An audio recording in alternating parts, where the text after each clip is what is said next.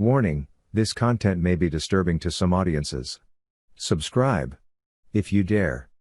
I woke up hanging upside down with my head pressed up against the roof. Slowly I started to hear my dad screaming at me to get out of the plane. Hey everybody, welcome to ANECDOSED. People ask Reddit. Were you ever that 1 in 1 million? If so, what's your story? Number 1. Commenter. I was kidnapped when leaving work and held for 18 months, along with 2 other girls. The guy who took us claimed himself to be an ineffable lower god, and used cult tactics, manipulation and control to have us be his family. I was allowed to leave to the grocery store as an errand, but knew if I didn't come back the others would receive my punishment. I finally got away by stabbing my captor when I believed he was going to kill me. Person B. What the F was it difficult to do mentally after 18 months, or were you okay with it? Commenter. Honestly, the only thing going through my mind at that moment of shock was how bad things would be for the others if I were no longer around. I was dead asleep. He threw open the door, pulled me out of bed by my hair and had a gun to my side and told me he was done with me. So, when he threw me to the ground, it knocked over my marble chessboard that I had on my nightstand. He gave it to me as a gift for Christmas, breaking it. When he pulled me back up to hit me, a piece was in my hand and went directly into his chest, and I took off running through the house and out the door, barefoot and wearing my underpants and a shirt. He shot his gun once, missing me, and I kept going until I found the highway. As I tried to flag down the few people who were driving by, a police officer stopped. He didn't care much about my story and acted like I was only a homeless. I went back on my own and found neither him or his brother there, presumably at the hospital, and the 3 of us stole his car and left. We presume he lived. Number 2. Commenter. For my 7th birthday we went to Disneyland. They just happened to be having a car a day giveaway when we were there. For my 7th birthday, Mickey Mouse gave me a Pontiac Firebird. Person B. Do you still have the car? Commenter. Nah, since I was only 7 at the time, the car went to my mom. By the time I was old enough to drive, it was scrap. Number 3. Commenter. I was diagnosed with leukemia. I got a bacteria growth which killed the leukemia, a real 1 in 1 million chance. Also, I almost died thanks to that bacteria though. Person B. The enemy of my enemy is my friend. Number 4. Commenter.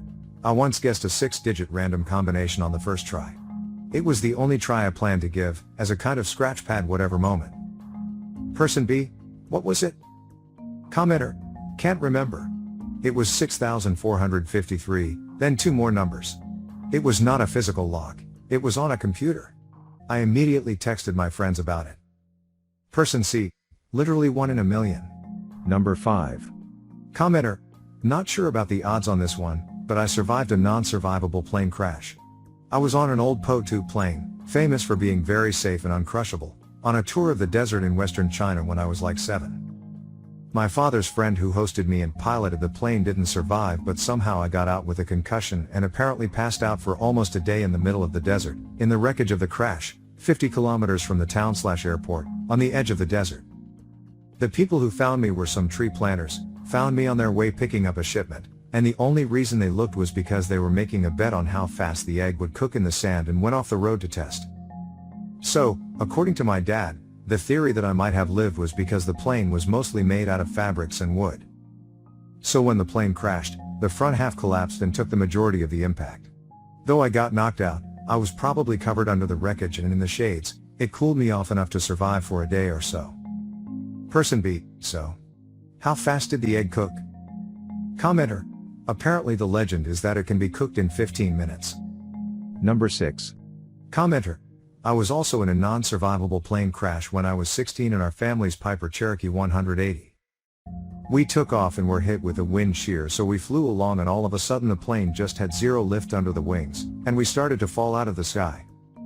We were about 1,000 feet in the air when it started, and my dad thought it was just turbulence, so he started doing whatever pilots do, and before he knew it we were starting to hit the tops of the trees. Then the wing on the right side of the plane got ripped completely off, tearing most of my side of the plane off with it. This caused us to roll upside down while crashing through the trees, so we hit our noses first upside down. I woke up hanging upside down with my head pressed up against the roof. Slowly I started to hear my dad screaming at me to get out of the plane. It was like in a movie when a bomb goes off, and they are stumbling around while their ears are ringing. I was just hanging there and nothing was registering. Eventually I came to and realized that the engine was on fire and it was coming into the cockpit, so I took my seat belt off and crawled out.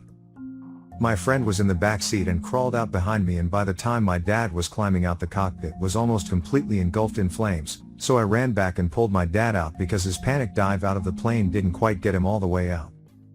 We finally all get out and are running away and get about 50 feet from the plane when the other wing catches on fire and explodes. The Federal Aviation Administration says they've never seen a crash like this where anyone survived. All three of us walked away with minor injuries. Number 7. Commenter: I had two 11-centimeter benign tumors growing in my spine, resulting in gradual paralysis from my chest down. They had no idea how the tumors formed. Surgery took 11 hours when they thought it would take 4 because the tumors were so complexly woven throughout my spine. I now have pretty much half a spine and chronic pain, but I'd take that over losing my life from paralysis and being unable to breathe. Person B: this reminds me of my own story minus the cancer. I've had back pain my whole life. One day I threw out my back again, and my ex-girlfriend, who was a cut no slack kind of girl, took me to the doctor to get it checked out. Turned out my lowermost vertebrae had been fractured for the last 10 years. Number 8. Commenter: came to share I got struck by a feeler of lightning, according to the fire department, because I was watching a wicked thunderstorm on a cordless home phone. My neighbor's house got struck right by my bedroom window, where I was pressed up against it talking to my friend about the insane frequency of the strikes. I remember dropping the phone, slowly dropping to the floor, and then time feeling really weird. Mom found me laying there when she came to tell me the neighbor's house was on fire. I was conscious but very out of it. She got me up, helped me outside, and the fire department basically said the same thing. Zapped, we'll be fine. Don't be on your phone in a thunderstorm. Also, the fire was small and only burned a hole in their roof, damaged their attic some. Everyone walked away okay. Person B: so this is actually much scarier than the fire department made it sound. When lightning strikes, it sends feelers towards the ground to try to make a grounded connection, then it pumps all its voltage to whichever is the strongest connection it hits. Until that feeler connects, the lightning won't actually strike. You were saved by it grounding into your neighbor's house, because if it hadn't, you were truly milliseconds away from having the entire bolt pumped through you. The metal in the phone likely attracted the feeler, but couldn't find a good ground, so went through the house instead. Number 9. I was actually homeless for 4 years between 19-23 years old. As silly as it sounds, I used to earn some extra money at the time by helping around in a Yu-Gi-Oh tournament. It was my biggest hobby when I was younger and was something I felt confident about. I also didn't have a passport or a bank account, so I couldn't get a normal job. Anyway, at the time I was stuck not earning enough money, without a passport, a bank account, or a real job.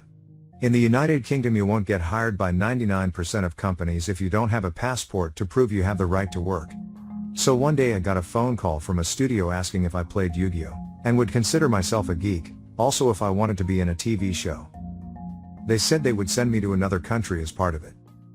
Being homeless, the biggest problem is being bored, so naturally I said yes, but told them I don't have a passport.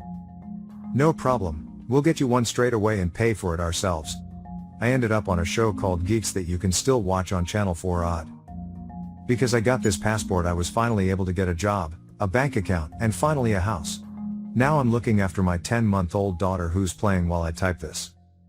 So Yu-Gi-Oh saved me from being homeless. I might be an anime character. Number 10. Commenter: how I met my wife. I'm from the Netherlands, she is from the US. We met in Israel. It was my first weekend in Israel. I decided to go on a pub crawl to meet some people and have fun. As I'm buying the ticket, my now wife walks up to the counter to also buy a ticket. The girl working there introduces us. We hit it off the first night, but I'm leaving in 2 days to stay with friends of friends in the middle of the desert for 3 months. 2 days after I leave, I lose my phone, don't have any way to get back in touch with her. I had little money and could stay/work with the people in the desert. But I kept thinking about her, so after a week I said I'm leaving. Take the next bus and then a train to Tel Aviv, the city where I met her. I had no idea how to find her, where to stay, and very little money. I email a couple hostels to find a work/stay agreement. Those jobs are very popular and usually plan months in advance. This is already ridiculously lucky. I get an email back when I arrive in Tel Aviv. I can come in for an interview because they have a spot. Right after the interview and dropping of my belongings, I went back to the first hostel to see if they would give me information. They wouldn't give me anything. Now I'm at a loss. Tel Aviv is a city of more than 500,000 people. I don't know anyone and have little more than the clothes on my back. Kind of defeated, I start wandering around / exploring the city. After a couple of hours I get hungry and decide to treat myself to a restaurant. I'm well out of the tourist area and find a place that's almost empty and rather cheap. I sit down, order a drink and something to eat. As I get my food I see my now wife walking past the restaurant. She sees me. I see her. I'm literally dumbstruck, and I just kind of grin and wave. Remember how I lost my phone? She didn't know that and just thought I ignored her. She waves back and keeps walking, ignoring me. I throw like 200 shekels, way too much money, in the table and sprint after her, explained, and the rest is history of love. Make sure to share your personal story in the comments below and have the opportunity to be featured in a future video.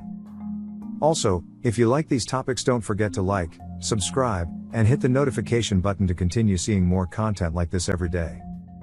See you next time.